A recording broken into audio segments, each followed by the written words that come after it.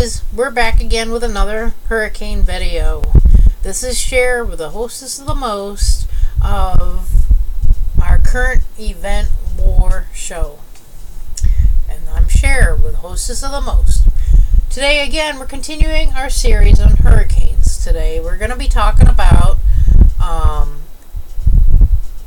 charities. Now, we just had, this is September 2nd, 2017, and Harvey just went through Texas.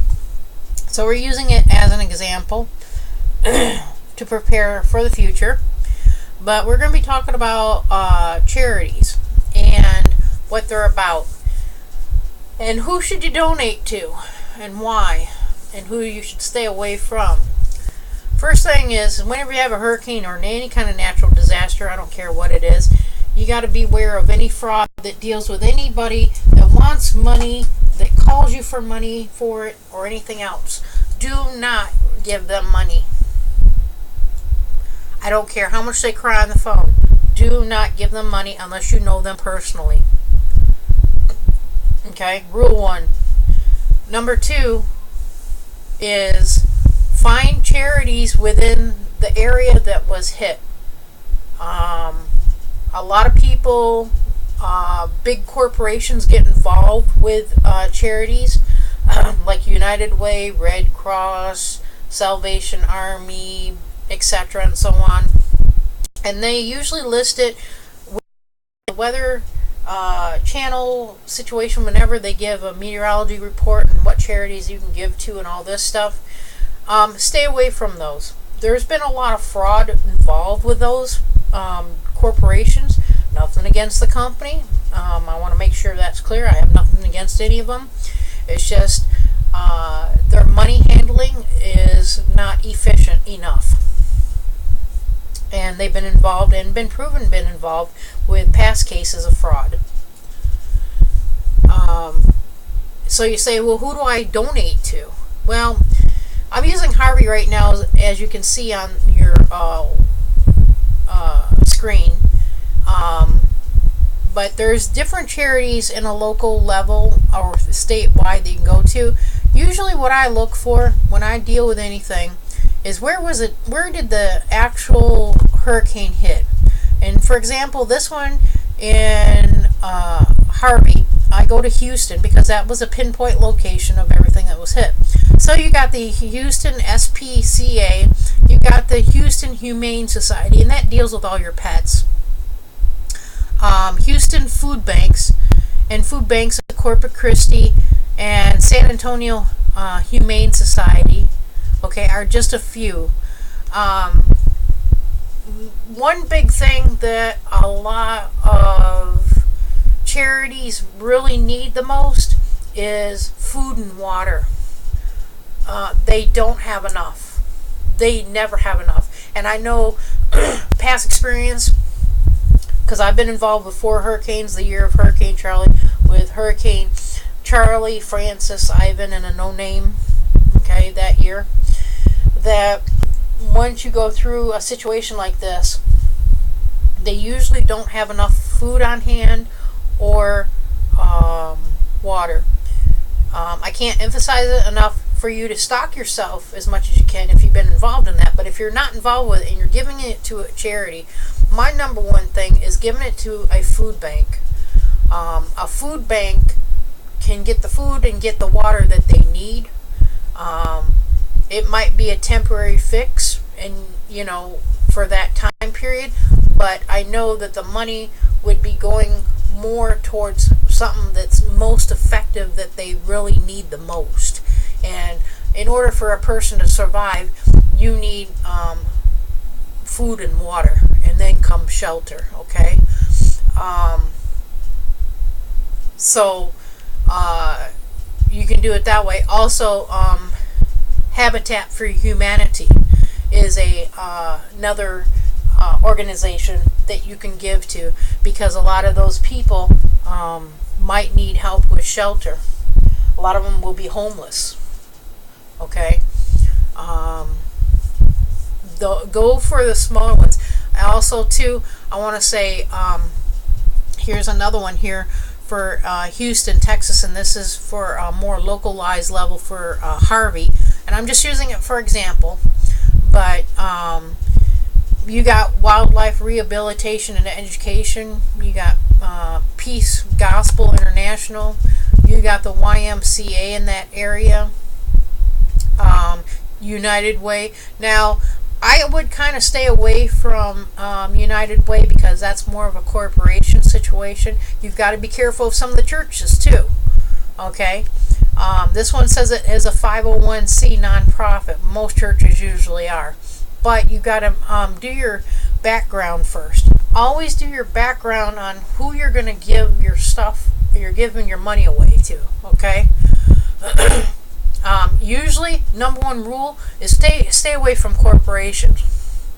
The most effective thing is getting it on the localized level, and non-corporate level will be more effective. Okay? So stay away from that, but don't give it to individuals either. Okay? There's also the women's home. I know that's more on a localized level. And as you see here, I'll go to this website, but go to the charity vault. Okay? That's the one for Texas. Okay? And you can go in there and customize it. Go in your search engine. I'll go back to my search engine here. Maybe it will say it. I don't know. Let me see. Maybe it won't. I don't think it will. No, it won't. Okay. But anyway, you can go in your search engine and find, pinpoint where the eye went into, then go into your search engine and look for local 501c charitable organizations. And it could be anything. It could be stuff for helping your pet or their pets, stuff for food bank. It could be stuff for helping their house, like the Habitat Humanity or other things. So stay away from that, but also to go to that. Go towards more the localized, smaller charities. But don't do individual and don't do corporations. Stay away from that. I can tell you this from Hurricane Charlie, the direct blow when I went through the eye and the aftermath of it, okay, that FEMA did not help me. So stay away from FEMA. FEMA did not help me. Stay away from small business unless you actually need to get a loan for your household, and I only mean by construction wise, nothing else. Okay, and some of the goods inside maybe, but if you're renting, stay away. Basically, if you don't have insurance, you're on your own. You have to help yourself. There is no one that's going to help you. I'll tell you that right now. So use the charities to get what you need. Okay? Whether it's food, shelter, housing, a loan to pay off your debt, whatever it is, okay? Use them the best you can. But be wary, okay? Watch what you're doing. At the same time, I'll go back to this one here. At the same time, do your background search on your charities. Make sure they're not a corporation. I know from past research, I wish I would have known this before I did anything with a lot of these charities before. But I know FEMA, Red Cross, a bunch of other ones, and I'm not calling them out trying to be mean to them, but they've been in the past involved with fraud on handling their money. And that's why I advise people that don't know how to help or never helped before to stay away from any corporation type of charities. If they want to help, go and volunteer yourself if you're nearby. If you're not and you're long distance, then find a way to do it, to donate your money through a localized charity that is not individual and not corporation. Okay? Or if they need you to send goods to that, you can do that the same way. But stay away from corporation and stay away from individual.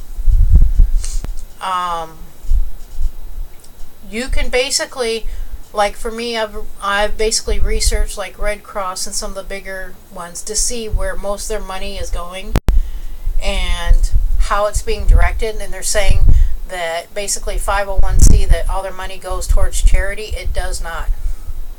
I can tell you the top dogs of every corporation charity is probably getting paid the minimum anywhere from $100,000 a year to $500,000 a year or more. So that's why I advise people to stay away from them. When I was involved with Hurricane Charlie, I did not get any money from any of those individuals. I did not get money from any of these people. Okay? The only thing that I got help was, believe it or not, was through a Baptist church. Now, that can be a good thing or bad thing, and they did not help me a lot, but it was a little something. But that, and then they would set up also stations where to pick up your food and your water, and plug in your phones if they're any good to call out, or they'll have companies come in where you can make that call to let someone know you're okay, and so on and so forth. So be wary, do your homework ahead of time for those that are long distance before you give any money away. You've got to remember these hurricanes are a basically money laundering operation, and they're talking about basically on the news the other day, fraud with charitable contributions, okay, from the past. Well, it's still currently happening.